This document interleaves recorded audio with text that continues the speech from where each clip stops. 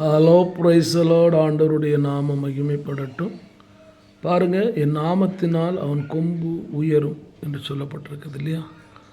ஆமாம், ஆண்டவருடைய நாமத்தினாலே உங்கள் வாழ்க்கையிலே ஒரு பெரிய உயர்வு வரப்போகிறது.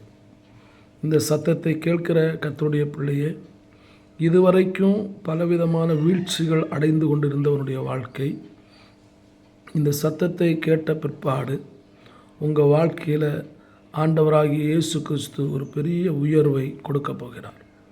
இந்த உலகத்தில் எல்லா மனிதர்களும் உயர்ந்து வாழ வேண்டும் என்று விரும்புகிற ஒரே ஒரு தெய்வம் ஆண்டவராகிய இயேசு கிறிஸ்து மாத்திரமே.